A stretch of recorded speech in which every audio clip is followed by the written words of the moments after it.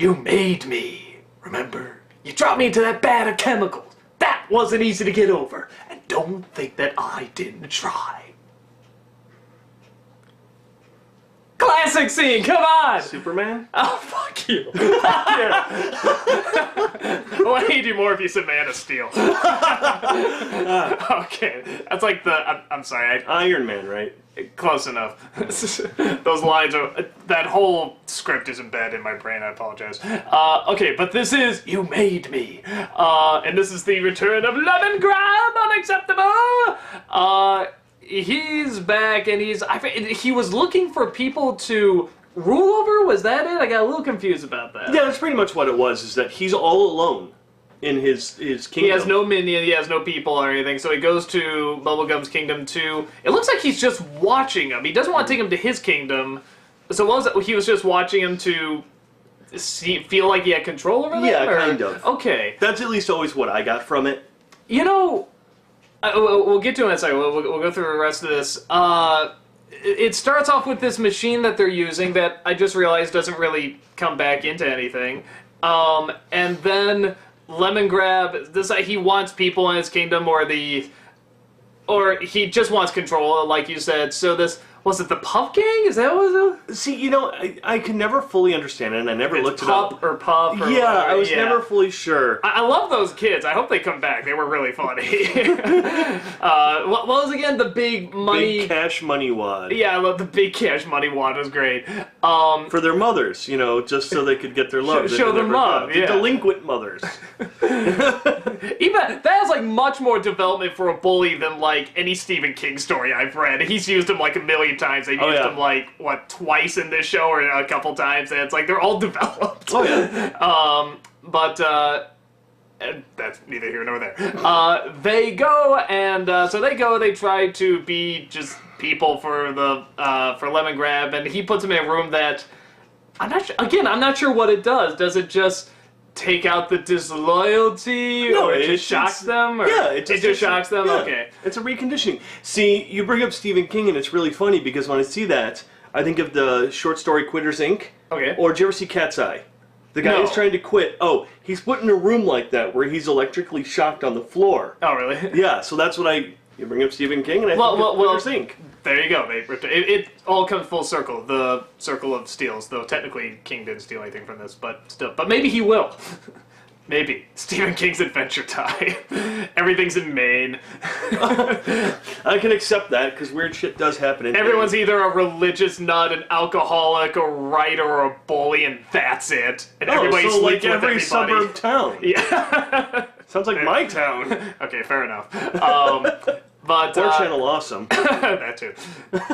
I'm head whore. So they go on the electric shocks them.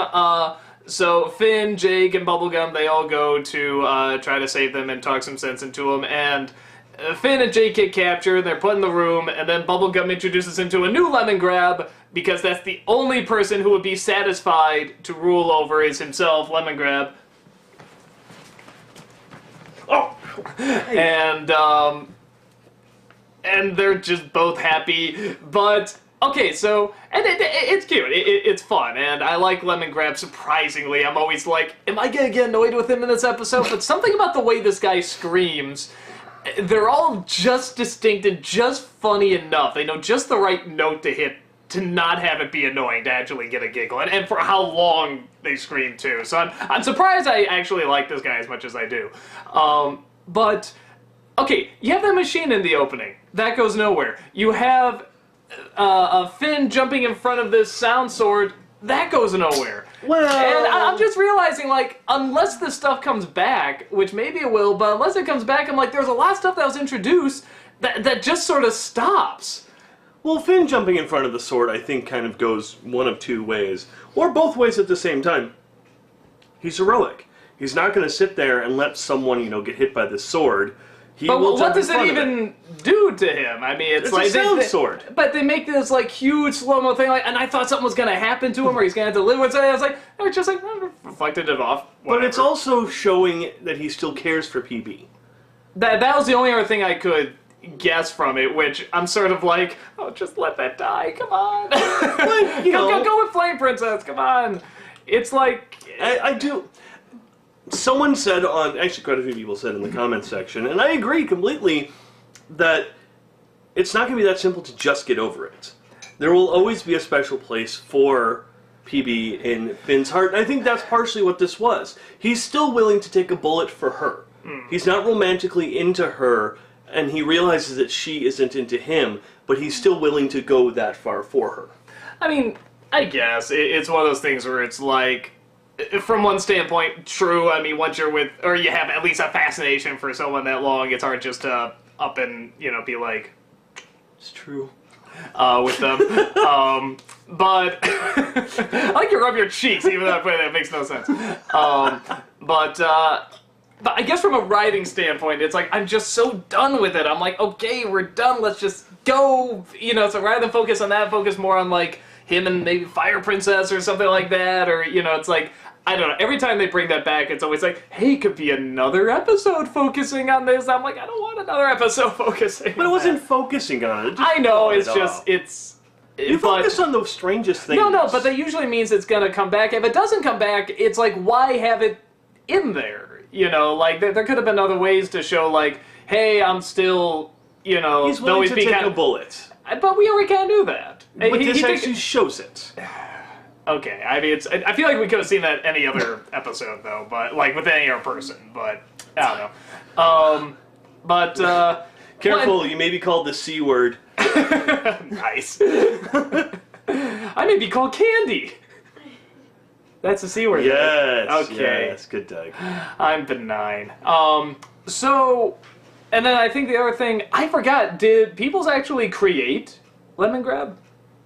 I forgot the actual backstory. You made me! No, I remember that, but what, did she... It's like, if something happened to her, he was supposed to keep order, was that it? Yeah. Okay, alright. Why does he have his own kingdom, then?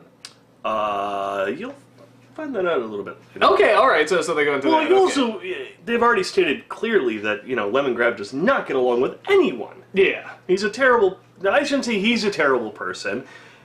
And no, I'm not blaming PB, don't yell at me.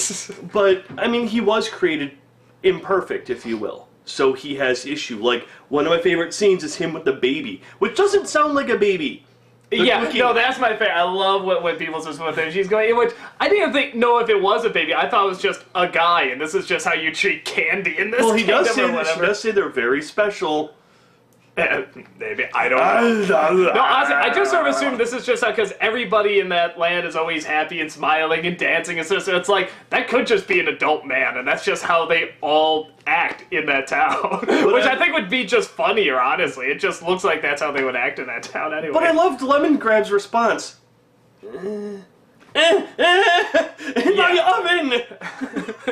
Yeah, I want to put you in my oven! I mean, the reason why I think Lemongrab doesn't get annoying like some other characters that scream, he's always saying something. He's not just going, ah! He's actually forming sentences. Like, yeah, he goes, you made me! You know, are you crazy? Like, he's always saying something, and you're trying, at least me, I'm trying to follow what the hell he's saying. It does make the, yeah, I think that is part of it, is when you're saying something and you scream in such a strange way, the delivery you're used to is altered, and in what way is it going to be altered, and in what, like, if you're to say, how are you, but instead you said, how are you? It's like, it's just strange, and it's weird, and it might get a giggle because you're so not used to it. So yeah, I think if you do that constantly in how he talks, yeah, it's surprisingly pretty funny. Plus, he's a bizarre character to begin with. Yeah. Like, just, remember him at the window, where he's sitting there and he's slowly sliding underneath, and he just stops, doesn't take his head out when he's talking. Then he's like, here, behind the window, still talking, and then he just falls out. Yeah, he falls backwards and still talking. It's like, why even go out the window that way, like, backwards and just let yourself fall? Yeah, this episode had a lot of funny little random things like that, just little, like, I love, and they were quick, too, which I like. I like when, Finn and Jake are gonna go, and Jake just gets like Oh. all these spikes and his tail is an axe. He's like, okay, let's go, open up a can and everything. And she's like, no, we'll do it peacefully. And then he just kind of turns into a flower. Okay. And then she just jumps in his mouth, and then he morphs her out his back. And it's like weird little things like that are really fun. And I think they make the episode stand out a little bit more than just like, I don't want to say just a character developing episode, because those are good episodes, but it makes it funnier. It makes me want to go back and watch it again because I just like the kinetic energy to it. So, yeah, I liked it. How about you? Oh, of course, it's Lemongrab. Lemongrab's one of those characters that, yes, I probably should hate, considering some of the characters I do dislike, but for some reason he's so bizarre and alien and strange. Like, he's the strange one of all of the characters. Among all of the characters in this show, he's like the most bizarre and strange, and he just does the oddest things. Choose Goose was pretty fun. Oh, I see where Choose Goose. It was Choose Goose. I always hear it was Choose Goose or Juice Goose. Because he has a thing of juice. Juice.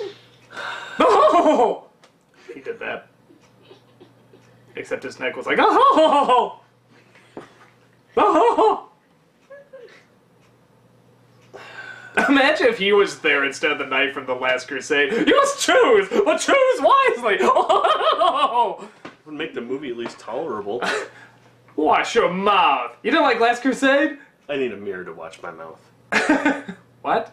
You said watch my mouth. Wash your mouth. Oh, wash my mouth. Why would you want to watch your mouth?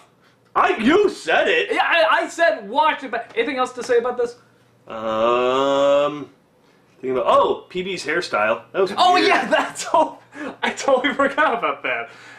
That just cracked me up. That was bizarre. You know, I remember really early on, I was sort of saying, like, the first time I think they gave her a different outfit, I'm like, so does she only have 2 outfits and that's it? And it's almost like, I think I'm saying this stuff the same time that, like, when the fans saw it, they said the same thing too, because it's like, suddenly they're giving her all these outfits, and it's like, some are practical and some are just strange, and some are like, what the hell? And I think that one just made me laugh the hardest, just the weird, I don't know what it's called, but the... Braids? Yes. But, like, in the way around the braid crown. Crown of braids. It was funny. I liked it. I'm out. Come on, don't you want to talk more about browds of variety?